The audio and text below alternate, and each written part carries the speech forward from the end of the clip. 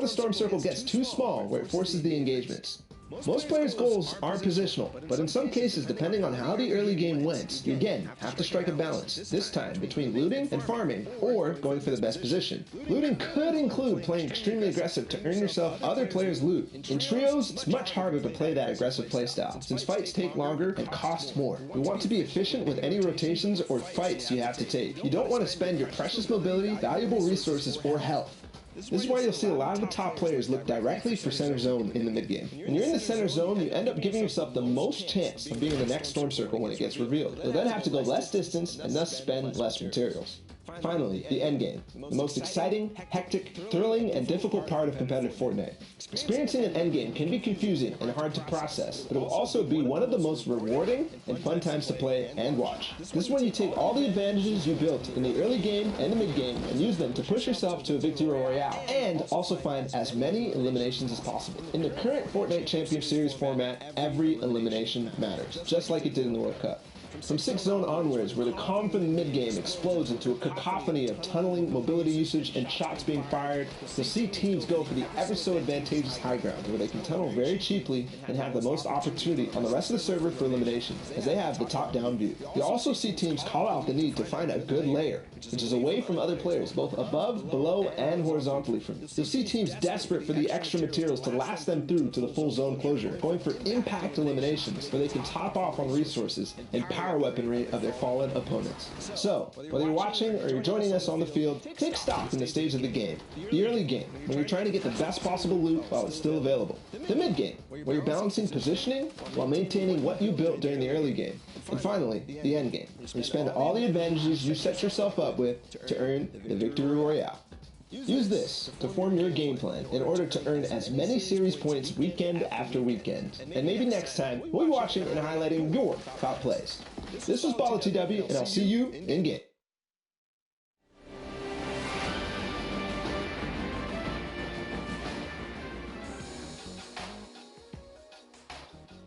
Hey guys, Shadow Wager here, bringing you a breakdown on one of the most dynamic, flexible, and clutch items every trio is utilizing in the Fortnite Champion Series, the Shockwave Grenade. We're going to be taking a look at some of the basics on how it's used and misused at crucial moments in the game, and how to adapt and play against them towards the end game. To get started, let's get a refresher on what shockwaves are and some of the basics of using them. Shockwave grenades are a utility item that drop in stacks of 2, with a maximum stack size of 6. When thrown, the shockwave launches anyone within its tile-and-a-half radius far distances, destroying builds in the process, with the added protection from fall damage for the players who use them.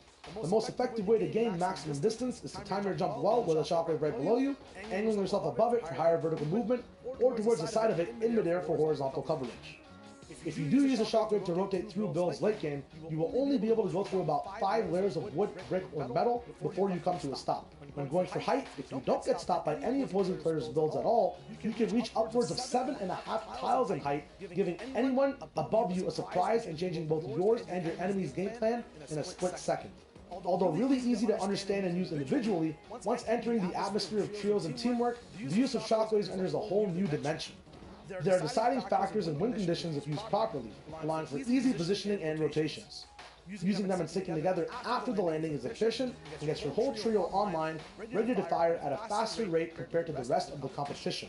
Saving these grenades for later use brings an element of surprise as well, and a level of shock to the whole server. Looking at 8th and 9th zones with densely packed endgames, vertical shockwaves make high ground and mid ground layers crumble, and give patient trios and surviving solos a way to counter long tarps and bases towering above them.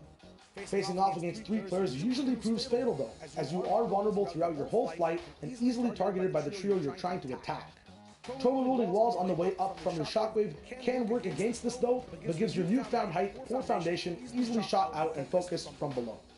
Panicking with shockwaves in your own box and misusing them is always an irreversible mistake during the game, giving you poor positioning split away from your trio, costing you building resources, or ultimately you and your teammates their entire health and shield pool if used at the absolute incorrect moment.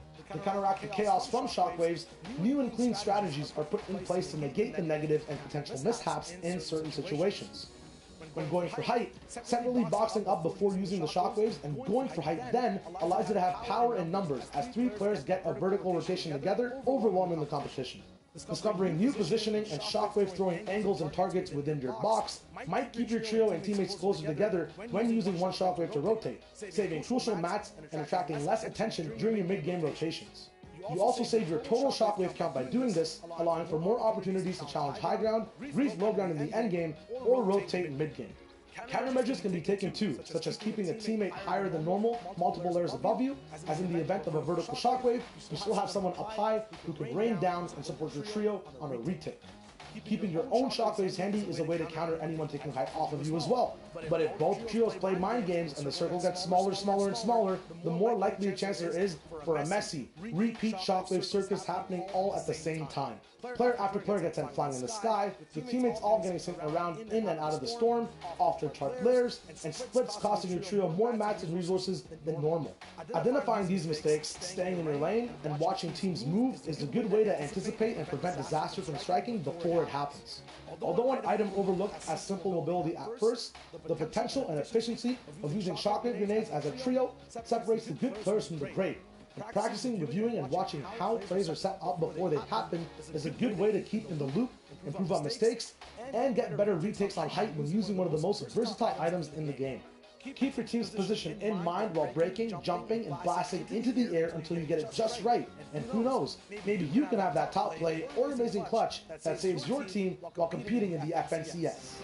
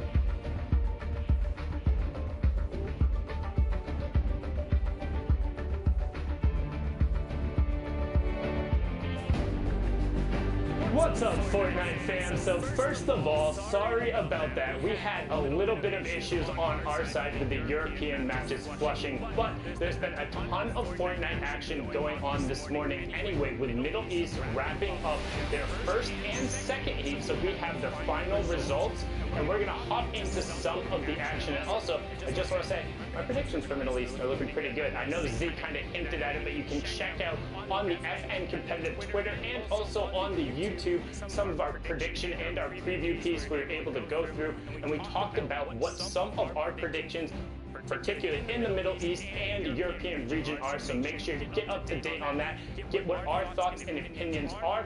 But we're going to be hopping into Heat 2, Match 1 of the Middle East region in just a second here. And honestly, I'm excited. It's going to be the first time seeing Middle East in outside of the open tournament format and seeing the top teams really go at it. And honestly, looking at the heats afterward, there are a lot of big changes now up on the board here. You can see there were some differences in the predictions. One, I will say, I was the one who predicted Flame, Prime, and Hunter up there, so swap Zeke and I's names, but otherwise, Klops, Hero Kappa, and Fiesel were the favorites going through. They performed pretty well. You will be seeing them in the Middle East Grand Final tomorrow. However, Flame, Prime, and Hunter were also able to have a positive day in their heat and advance through. So predictions so far are holding steady, and it's going to be exciting once we get in. There is a different style of play, different types of gameplay from all over the region, but enough from me. I've talked enough. Let's throw it on over to Lupo and Monster as they take you into Middle East Heat 2, Match 1. Sundown, thank you very much. Just a quick note to those at home. Occasionally we run into issues on the cast. Do your best to not get too worked up about it. You know, there's a lot of things at play here, so you have to imagine a 10-minute break is an insanely short amount of time to recover and get back into the games. As you can see here on your screen, Heat 2 Game 1 of the Middle East region just starting off. Tilted Town, a number of teams dropping down the bottom. Down here, pressure in the bottom and the pump shotgun. An early blue pump shotgun in Tilted Down, as you can see, is honestly one of the most powerful weapons you can get. It's so hard for and so many up close fights too. It's such a clean shot, and that's one of the perks of landing in Tilted Town. You know you're gonna get a blue. You know you're leaving a blue pump. You're leaving with shockwaves. You're guaranteed heals, like guaranteed minimal. Not only that, you're probably gonna get yourself some launch pads as well. So this is the place to be, especially if you want to guarantee your loadout. And you stick around just to get back to the lobby. Not much you can do there. You catch one pick, maybe you get a point for your leaderboard, basically, but. It's better to lose. You have to hope it's like a solo, otherwise you know they're just going to get picked back up almost immediately. It's a tough spot to be in. But yeah, you were saying early game in Tilted has such a refined loot pool. The trade-off of not being able to build, or in some people's mindsets not having to build, because you know that you can just focus on gun skill and accuracy, is such a big factor in building up an early loot. Just the early loot game is so it's huge here. Like I said, it feels like crazy. Everybody's going to come out stacked with a good set of materials, in fact, just because you can pick up all that stuff out of the chest and off of every elimination. If you do get challenged here, it's arguably one of the better spots to drop right now. Yeah, I was just going to say, imagine a game where one of these guys bring that double barrel out of Tilted Town, because there are some rules in play where the double barrel shotgun only spawns in Tilted, but you can even take the weapons out of the place as well. And third time's a charm. There we go. I was going to say, he's having a little bit of a struggle there, trying to get up and over. He's got to track down that space bar. It runs away sometimes. Unless they're playing on controller, I guess. My apologies. Controller gang, love you. Control.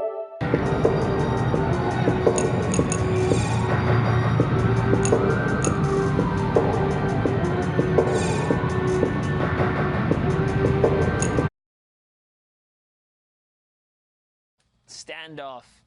Moon, Minzu, and Kinji here have that high ground. There's 3 teams here.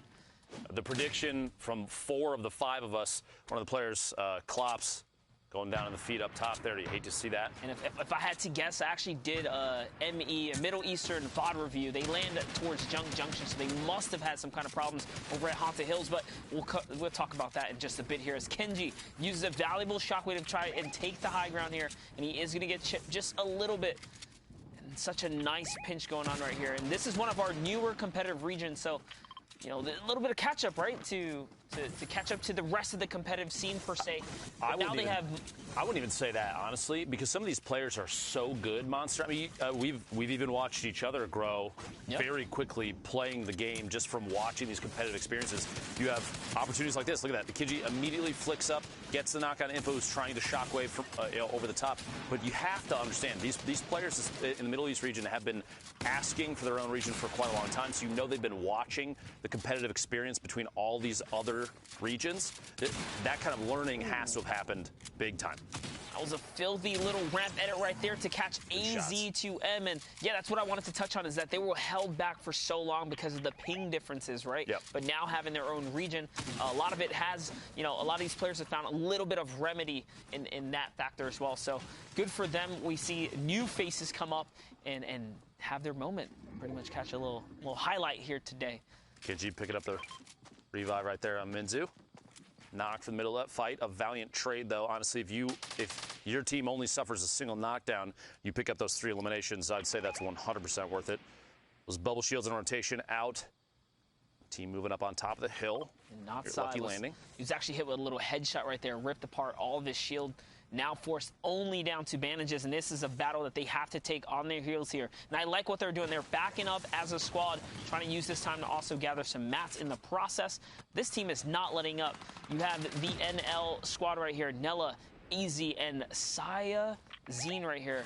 Or Saya's Ren, excuse me. And they're coming in with a push. They're still fully shielded up for the most part.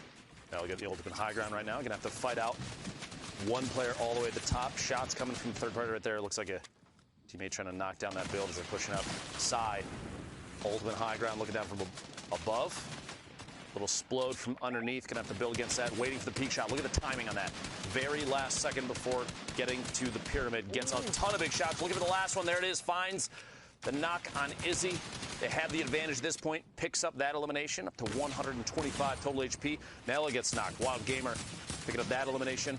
And an RPG in there is going to be huge. Tack shotgun shots back to back. Finds the third one. And that is a solid 3 eliminations for Psy. Wild Gamer making it up for the loss of Silence down there in the bottom left corner. Fighting on the heels right there, and they turn that battle around. Very well done. Not Psy, I've actually had the pleasure with, I'm pretty sure, talking as I've, browsed around the Middle Eastern region. So good to see him pulling up and performing here as they now are pretty much clear, and they have the zone. They're in the clear. They have the zone. They can get this revive off. So Silence is going to be able to come back in the game as he gets hit up on the reboot van. Huge value. That being said, the inventory of Psy has 2 green tactical shotguns in there, some bandages, an AR, and that TAC SMG. Lucky landing, looking like it is calm at this point. A lot of builds, but no competition left down here as this trio is going to be able to pick back up, potentially finish looting up down here, farm any materials they can get out of it. They're in the safe zone. Circle still has 38 seconds before it closes, so they're not feeling too much pressure in any way right now. We'll have to see where the next circle goes. This is a good opportunity for them to build up a good buffer, materials, healing, any leftover loot that might be down here, and make their way out in the next safe zone without much issue. Meanwhile, Suber, Sammy, and Dream pushing from outside of the storm. Yep. The far east drop here in the desert. Such a weird place to play as well. The moisty palms where you can't just crouch freely. You have to be very cautious. A lot of the competitive players opting to unbind the crouch just in case. You don't want to make any mistakes there. And honestly, if you do that, you're kind of in the advantage, right? You set yourself up for success, so you don't make any mistakes in PvP. I know myself, I tend to crouch in fights all the time. You don't really realize it till it happens, but it's a tough break when it does happen, I'll say. Looks like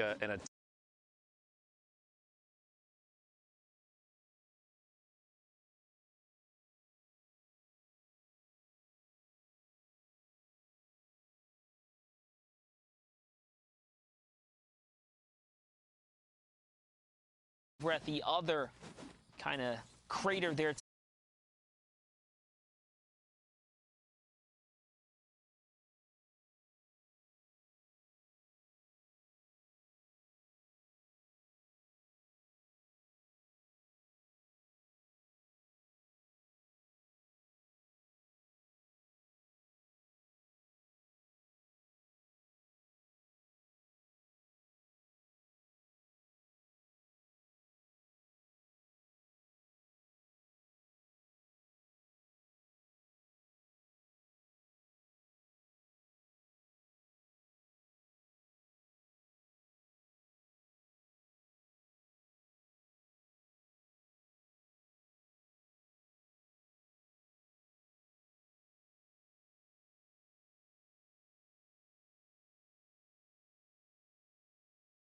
force that team